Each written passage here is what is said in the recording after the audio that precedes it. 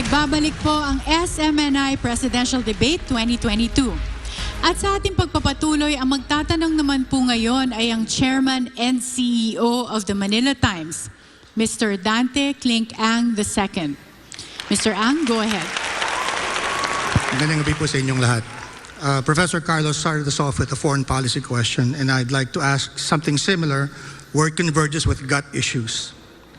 The public discourse on the West Philippine Sea often glosses over the interests of the smallest stakeholders. It was refreshing to hear several candidates for president mention the need to allow Filipinos to fish in the disputed areas, but we have not heard specifics. The concern for our fisherfolk seems to be growing on a larger audience, particularly the young voters, as evidenced by the release just days ago of a music video featuring the rock band Sponge Cola and singer Karil. If elected president, how will you look after the interests of small fishermen who are occasionally harassed by foreign vessels and often crowded out in the controversial area by fishing boats from countries with competing territorial claims like Vietnam, Taiwan, and of course, China? The first candidate to answer this question is Secretary Ernie Abella. All right. The fisher folk would come under the agri-powerhouse. And in the same way that we have promised that we seek to provide as much support as we can, we'd also like to do the same thing for fisher folk. One of the things that has been proposed is that they be accompanied by our, for CGs, white ships, that sort of thing. But on the other hand, first and foremost, maybe what we'd like to do is we're planning to set up a board of agricultural investment who could probably bridge conversation with this competing interests with Vietnam, let's say, or China, so that we can come to some sort of an agreement. We can have a conversation and allow them to be able to fish peaceably. We'd like to begin first by bridging those gaps between countries and not just allow tensions to fester on the sea, on the waters, so to speak. So we'd like to be able to first reach out economically, reach out diplomatically, and work out some sort of a system, some sort of a code of conduct to be able to handle that. Thank you. Thank you, Secretary Abella. Same question to Leody de Guzman. Malaking problema talaga yung ginagawa ng China dito sa ating mga mangingisda, no? At ang kailangan talaga natin ay hindi naman natin kayang labanan, girahin yung China dahil sa klase ng inabot ng ating military capacity. Tingin ko dapat gamitin natin yung panalo natin sa International Tribunal at kakampihin natin yung mga iba pang mga hinaharas ng China dito sa Southeast Asia para itulak yung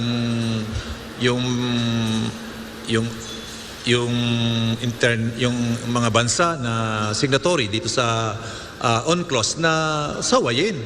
Pigilan itong China sa kanyang ginagawang pangharas dito sa ating mga mangingisda na hindi pinapayagan.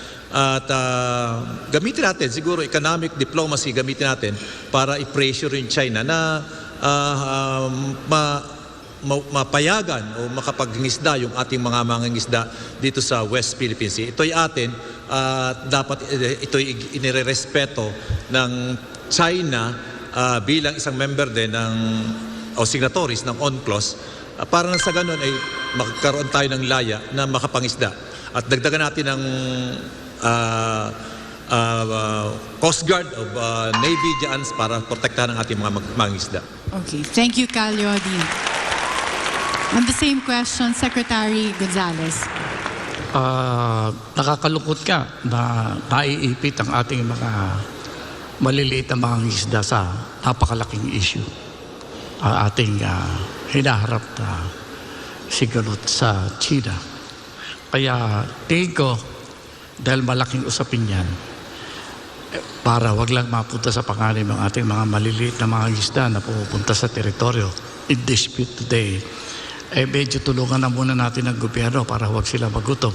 In the meantime, kailangan ay suriin nating mabuti ang nangyayaring sigalot sa West Philippine Sea. Yan talaga ang ugat ng suliranin ng maliliit nating mga isda. Huwag nating ipatong sa balikat ng mga maliliit ang malaking problema na hinaharap ng bansa. Tutulungan natin sila economically. Ilalabas natin sila sa panganib. Pero haharapin natin ang China. Ang nakikita ko lang sa usapin na ito, para bang nawala ng respeto ang bansang China sa atin. Kaya kung tayo kikilos, uunahin natin ang pagbibigay ng respeto sa ating bansa. Kung tayo makikipag-usap, dapat nire-respeto tayo. Kung wala yan, mahirap makipag-usap. Kaya ang unang aksyon, respeto para sa atin. May programa tayo para dyan. Thank you, Secretary Gonzales. Senator Marcos? Marami talaga tayong issue, hindi lamang sa conflicting camps, sa gitna ng Pilipinas at saka China. Kaya't ngayon lang ang nakita kong national election na naging issue ang West Philippine Sea or ang foreign policy. At sa palagay ko, sa dami ng ating kailangan ayusin, sa ating pagsasama, sa pagkaalyansa natin sa China, ay unahin natin ito. Ito ang pinakauna na dapat natin simulaan, na makabalik ang mga mangingisda doon sa kanilang palaisdaan na matagal na ginagamit, na daan-daang taon na. Siguro naman, may papaliwanag natin sa China na ang mga bangka ay hindi naman military threat yan sa kanila. Bakit sila maglalagay ng warship doon? Ngunit kailangan natin magresponde. Kung maulit yung nangyari noon, tayo magpadala naman tayo ng Navy o kahit na Coast Guard para merong military presence, meron tayong presence of the state na nandoon, na nasa lugar na yun. Pangalawa, puntahan natin ang ASEAN at magpatulong tayo sa ASEAN. Dahil ang ASEAN ay meron din binubuo na code of conduct para sa ASEAN at saka sa China, at sana maipasa na yan. Punta pati tayo sa UN at magpadala tayo ng delegation sa Beijing para kausapin ang Presidente Xi at sasabihin paano ba natin ayusin ito at paano ba natin gagawin para hindi na maulit itong nangyari sa nakaraan. Thank you, Senator Marcos. Mr. Ang, any follow-up questions?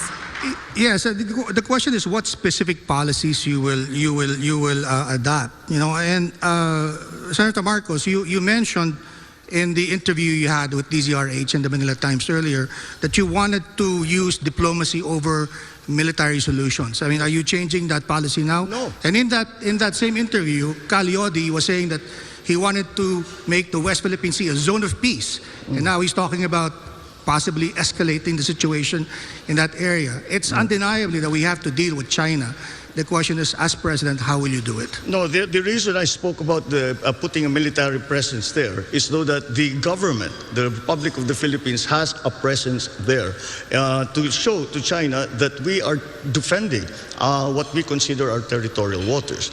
And that is not for them to go there to fire upon the Chinese vessels, but merely to make their presence felt so that the Chinese know we are aware of what they are doing, we do not agree with what they are doing, and we carry on with our diplomatic back channel, side channel, whatever way we can do to fix the problem and make us have a system so that we no longer have this problem again. Leody, you want to? I mentioned that you mentioned in that question also. Tama ka. Talagang ang aking programa talaga ay i-convert itong West Philippine Sea kasi malawak na usapin nito. I-convert itong West Philippine Sea into ay economic zone at hindi war zone. Kaya dapat ito'y mag-coordinate yung lahat ng mga claimants na sa mga teritoryo dito sa South China Sea o West Philippine Sea na magkasundo at magsama-sama para hindi para makipaggera sa China, kundi dapat ipakita sa China yung pagkakaisa ng mga bansang ito. At tulad ng sinabi ko kanina, dapat ay obligahin o kausapin yung lahat ng signatory doon sa UNCLOS na may nagkasundo sa ganung patakaran na igalang, irespeto ng China yung kanilang mga pinirmahan. Nang sa ganon ay tigilan niya yung kanyang panghaharas o panglalamang dito sa mga bansa dito sa West Philippine Sea. One follow-up question, Karen, if you don't mind. Of course, Mr. Ang. This one's directed at first to Secretary Roberto Gonzales, and I'd like you to wear your former hat as Defense Secretary, sir. And in a previous editorial we have written in the Manila Times, I have written, we've quoted the Philippine Council for Foreign Relations, specifically the chairman, Rafi Alunan, who said that in his observation, those who are crowded out from fishing in that area, these fishermen often turn to alternative means of livelihood, primarily piracy and who knows what, probably smuggling. Do you have similar observations, and what policy prescriptions would you have to address that specific issue? I think first thing, we have to make clear to China that we cannot be pulled into an argument that is superficial to the real question in the area.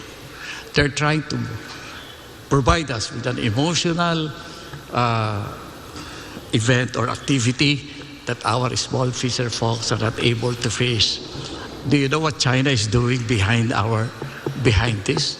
They're actually selling this fish as what they call as some kind of a fish for nationalism. Sinasabi nila na itong mga isda na ito dapat binabayaran ng mas mahal kasi ito ay nahuhuli sa isang lugar na ipinagtatanggol natin. They're making this issue. They're using our fisher folks to make this issue as simplistic as an issue of fisher folks not being able to fish in their area that is theirs.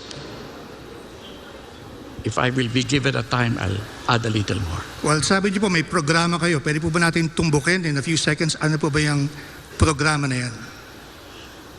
Alam mo na wala ng respeto ang ibang bansa sa atin. Akala nila nabibili tayo, pwede tayong laro-laruin. Kailangan magpakita tayo ng kaunting, hindi para makipaggera. I was advocating national mobilization. What does this mean? Our young people should be trained for whatever exigency. There are signs that China might tempt us. Kasi alam natin ang China ayaw ng gera. Pero pagka territory ang question, nakikipaggera sila. Tinatanggap natin, mahal ng China ang kanilang bansa. Handa silang makipaggera kung kinakailangan para sa teritoryo. Dapat nating ipakita bilang bansa na kaya nating gawin yan. Mahal natin ang ating bayan. Handa rin tayong tumindig. Mahina tayo, pero kailangan magsanay.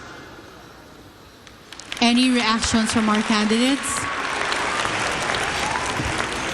Secretary Ernie. Yes. In this matter, I think we should continue to examine the COC ASEAN plus one, the ASEAN plus one conversations with China, and in order to be able to address these things diplomatically before we engage in anything more drastic. Thank you. Thank you, Secretary Ernie. Senator Marcos. Yes, and furthermore, I think, as I said, that this is not something that that we should consider as isolated from the general problem or the general discussions that we are having with the People's Republic. It should be the first part, in my view, because what we are, as Filipinos, we are most concerned at this moment, the immediate concern, na makabalik ang mga mangingisda dun sa kanilang palisdaan. Yun ang unahin natin. Ngayon, pag nakahanap tayo ng kasunduan sa People's Republic of China, ay siguro baka nasimulaan na natin ang pag-uusap tungkol sa West Philippine Sea. Dahil kung nasabi natin, amin yan, at tumanggap sila, umpisa na yan. Diyan tayo magsisimula at dahan-dahanin natin itong problema na meron tayo sa China. Thank you. More reaction from Leody.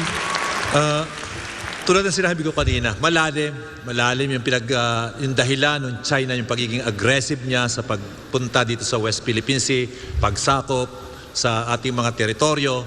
Hindi lang yan, dagdag na lang yung usapin ng pangingisda. Ang totoong dahilan ay yung presence ng Amerika dito, yung mga aircraft carrier niya dito. At yun ang gusto niyang proteksyonan, yung kanyang sariling bansa. Kaya yun ang problem kapag tayo kumampi, either sa Amerika o sa China, ay mayayari tayo, maiipit tayo sa kita dahil ito'y banggaan lang dalawa. Thank you, Leody. Are there any further reactions from our candidates or rebuttals? Masasabi ko lang na huwag natin payagan. Yes, Secretary Gonzales. Masasabi ko lang na huwag nating payagan na gamitin yung maliliit natin sa mga malalaking usapin. Hindi malaking gastos.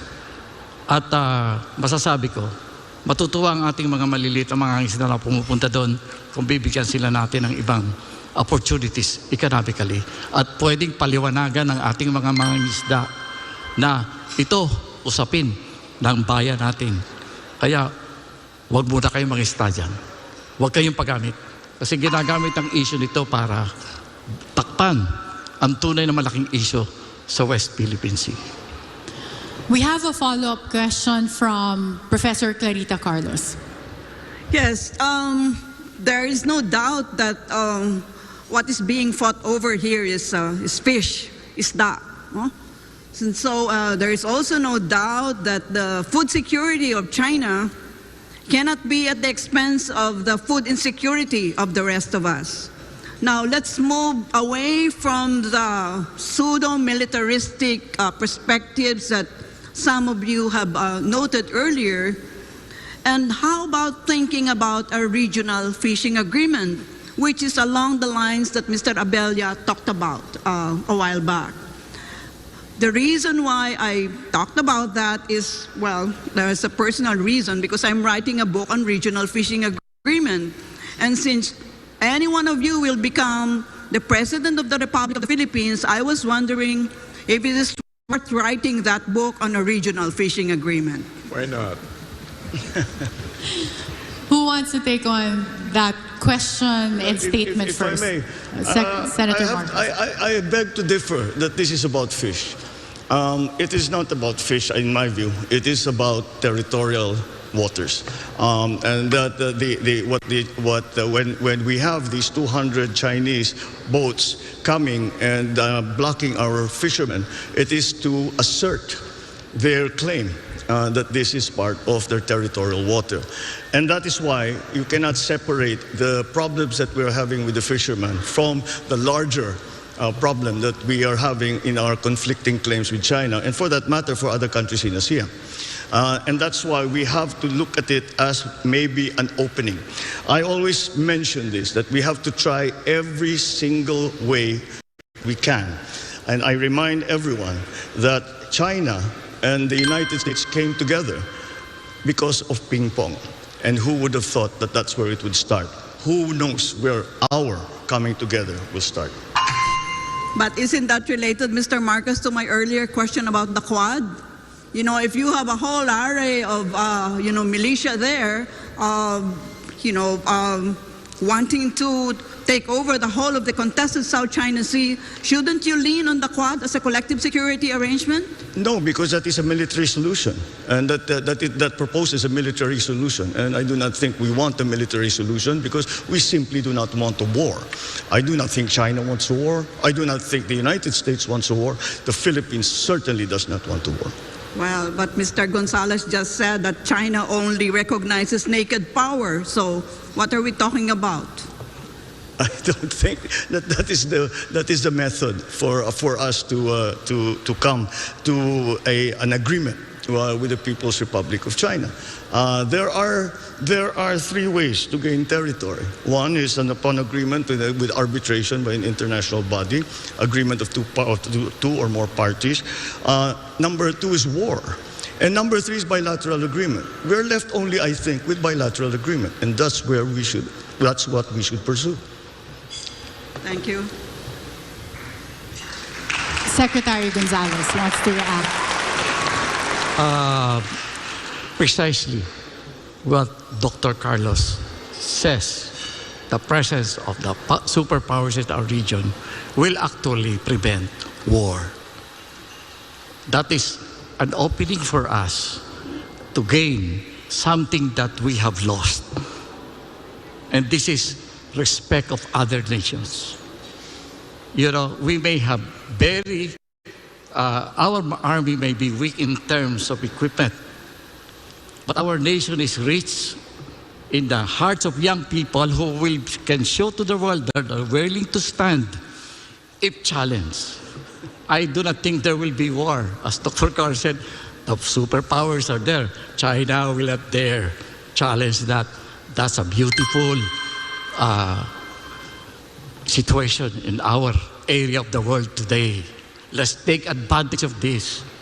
Let us show that our young people can do something. Okay. Thank you, Secretary Gonzales. Any reaction or rebuttal from our candidates?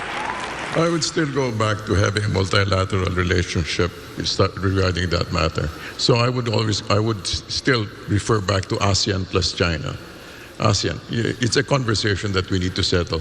And because, you know, as we all know, our neighbor is sensitive to international opinion.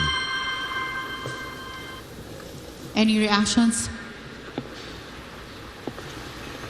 Secretary Gonzales again? I agree with ASEAN. ASEAN plus one, yeah. ASEAN plus one. Maybe if it's ASEAN plus one, we have to make it ASEAN 1, 2, 3, 4. Yeah, you know, I mean, we cannot just limit it to ASEAN plus one if we want a dialogue. Isda muna. Yeah. So, ASEAN, yes, because we belong to ASEAN. We need our neighbors in this business. But if we want to engage with other countries like China, then we have to, I think, to also talk to other big countries in the area. But I would like to go back to my... Secretary, we're out of time for your reaction. Yes. Senator Marcos? Yes, please. I cannot see, though, what in this formulation, but how we are going to tell our fishermen, wag muna kayong mangisda dyan. Anong hanap buhay nila? Anong kakainin nila? Kailangan natin ayusin yung problemang yan in whatever way we can. Kaya kailangan isama natin, gawing bahagi ng malaking usapan sa China, yung unahin na nga natin, yung naging lagay ng ating mga mangingisda. Doon natin simulan. Hindi, malay natin, pag nasimulaan natin dyan, ay lalawak ang usapan natin at kaganda. Thank you.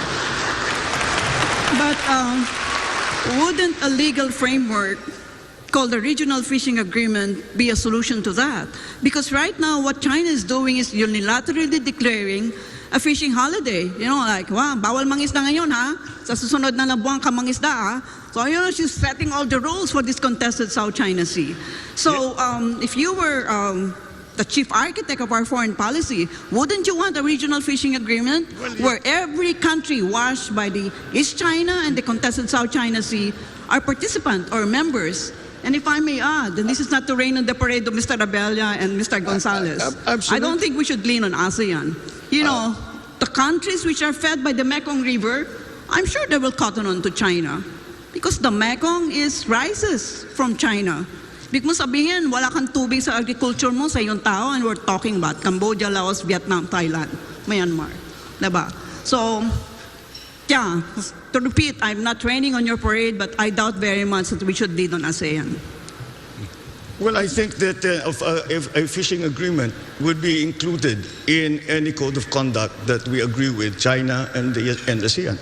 That definitely should be part of it, because it is not a problem that we are suffering by ourselves. Other members of ASEAN have the same problem, and that is why it will be critical to have a robust and effective code of conduct between ASEAN and China must include the issue of fishing rights. Yes, that's my point. Pull the leg of China into a regional fishing agreement. Well, Otherwise, they already have entered into an agreement, into a code of conduct agreement years ago. Yeah, but they're doing bilaterals. They are trying to do it bilaterally, and that's why I think it is more to China prefers to handle these issues bilaterally between their country and another country. But I think that the multilateral approach is still going to be important. We will pursue every avenue that we can. And Secretary Gonzales, I can see you raising your hand, as well as Caliotti. In that order, sir. You were first, Secretary Gonzales. Well, I agree with the regional fishing agreement. That's very important. We can discuss that.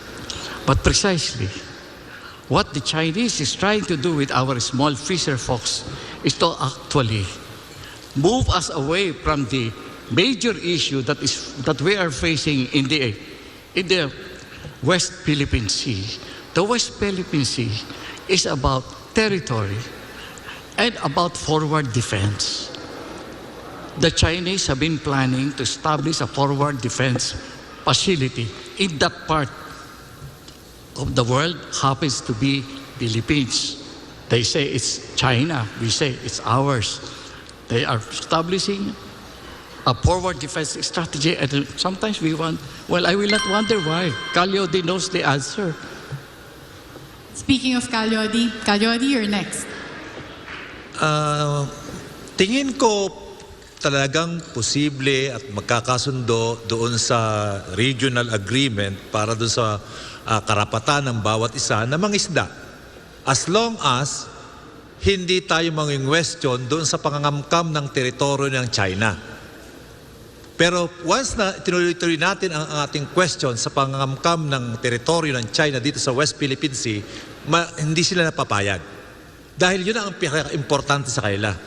Ang importante sa kanila ay makapagtayo ng base militar diyan sa lugar na yan para i-counter ang move ng US, ng Australia, ng Japan na sinisirkel, pakaramdam ng China, sinisirkel siya. Kaya gumagawa siya ng paraan para mapigilan ang pagkukordon ng US at ng mga allied niya sa China.